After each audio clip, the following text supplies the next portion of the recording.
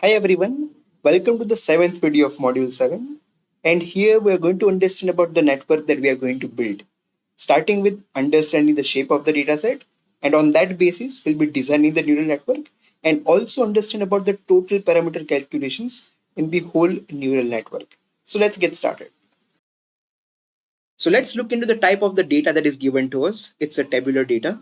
And if I look onto the shape of the data, because it's really going to help me create the architecture of the neural network, we are having two different features for the input part and one target column. And because it's a binary classification, we can either have one output neuron or two output neurons.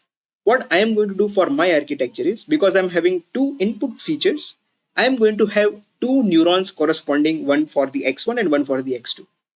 Then for the output part, I am going to choose one output neuron.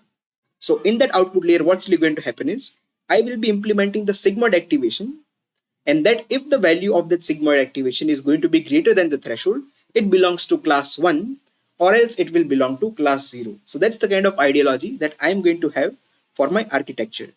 Two neurons for the input layer and one neuron for the output layer. So this is how it's really going to look like. But now, because it's going to be a multi-layer perceptron over here, I'll also include one hidden layer. So I have chosen one hidden layer with 4 different neurons.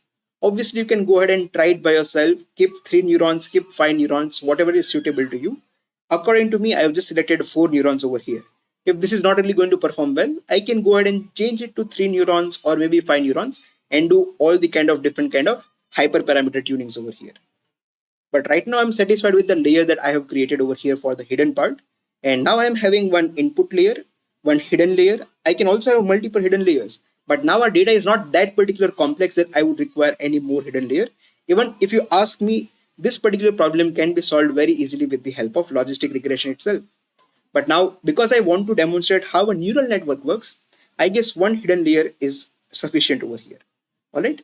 And now let's just go ahead and connect this kind of layers. And this is how a fully connected layers is going to look like. All of my input neurons are connected with each and every neurons in the hidden layer. And then all of these hidden neurons are connected with this one output neuron in the output layer. And now let's quickly label them. So yes, one for the x1 feature, one for the x2 feature. Then I have 4 different labeled hidden neurons. And finally, y is for the output neuron. So yes, we are having our neural network ready for our particular problem statement. The main thing you have to focus on is how many neurons will be there in the input layer and also how many neurons will be there in the output layer. Once that part is sorted, you just need to think about how complex your data is and how big it is. The bigger and complex your data is, you can have multiple hidden layers along with some of the more neurons in each and every hidden layer. Now you can always do the fine tuning as I had already mentioned about it, and then decide that what kind of architecture is suiting you the best. You always go with the architecture with less number of neurons in order to save the computational cost. Okay, all these kind of things we'll be dealing with as we go ahead in this particular session. But yes, this is the type of architecture that we have created. Now going about the total parameters. Whenever I'm talking about the total parameters, I talk about how many total weights and biases a particular network has. Over here, if I calculate it, we know that each and every neuron connections that we make, it's going to be associated with some sort of weight. So if I connect my x1 with h1, it's going to have one particular weight, let's say w1. And similarly, if my x1 is connected to h2, it's going to have, let's say, a weight called w2. So each and every neuron connection is going to come up with a particular weight. Then we are also going to have a bias. We are not having any kind of bias in the input layers, but all the neurons apart from the input layers, we can have a bias. So over here, let's just consider that each and every neurons are going to have one bias. We can surely say that between the input layer and the hidden layer, how many weights we are having? As we can see that there are 2 neurons in the input layer and the 4 neurons in the hidden layer. The total connections that we can see over here is total of 8. And therefore we can say that there are total of 8 weights. You can manually calculate it also. 4 for this light blue or sea green, whatever color it is. And then 4 for this particular purple one. So that's how we are having 8 particular weights over here.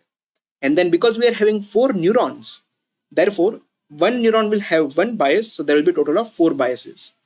And just like that, if I calculate the total number of weights and the biases for the last layers, the connection between the last layers, that is in between the hidden and the output layer, I have 4 connections, therefore there are 4 weights, and then there is only one particular neuron in the output layer, we are going to have only one bias. So what are the total number of parameters in the bias? 8 plus 4 is 12. So there are a total of 12 weights. And then 4 plus 1 is 5 biases. And if you add it together, 12 plus 5 is going to become total of 17 trainable parameters. So yes, that's how you basically calculate the total number of trainable parameters in your architecture. Now this type of total number of parameters are directly linked to the computational cost. And this computational cost is really affected by the total number of matrix multiplications that you have in your architecture. So all the type of multiplications that we are having between the input layers and then the hidden to output, all of them are going to contribute towards the computational cost. More the trainable parameters, more is your computational cost. Lesser the trainable parameters, lesser is your computational cost. And therefore I had mentioned about that, you know what, always think of having less number of hidden layers and also less number of hidden neurons. But at the same time, you should not miss out on the accuracy. If you think by adding one extra layer of hidden layers, you can understand more of the features of the data, you can always go ahead and have one extra layer with some of the neurons over there and see if the performance is increasing. If it's increasing, well and good. If it's not increasing, there is no use of having extra parameters, which is not really impacting the metric that you're trying to look forward to. In our case, that is the accuracy. So that's how you basically come up with the total number of neurons that you need to have in your hidden layers, or even how many hidden layers that you want to choose. So yes, that pretty much sums up about how you can create your own architecture when you're dealing with this kind of problems. Now, on top of this, if I have to give you a quick tip on how you can calculate the total number of parameters very quickly, I'll first of all talk about the weights. You always look between the connections that you're trying to find the total number of weights. What you do is, for example, if I'm talking about the input layer and the hidden layer, I can see that in the input layer, there are 2 neurons. In the output, I mean, not the output, but the hidden layer, there are a total of 4 neurons. So what is 2 times 4?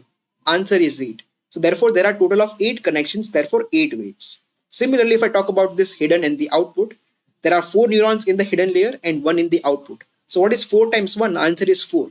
Therefore, there are a total of 4 weights in between hidden and output. Just like that, if I talk about biases, we always calculate the biases depending on the output on the second layer. So if I talk about input and the hidden is the second layer. So there are a total of 4 neurons over here. And because each neuron is associated with one bias, so there will be a total of 4 biases over here. So therefore 4 biases. And over here in between the hidden and the output, because we are focusing on the second layer, that is the output layer, because there is only one neuron, so it is equal to 1 bias. So yes, that's a straight short tip about how you can calculate the total number of parameters very quickly if you are dealing with a multi-layer perceptron. So I hope this particular part is clear now. And there we are done with this particular video. And I hope you were able to understand the shape of the dataset, how we have designed the whole neural network, and how to calculate the total number of parameters depending on the type of layer you are dealing with. Now in the next video, we are going to look into all of the equations that will be helping us to create this type of neural network from scratch.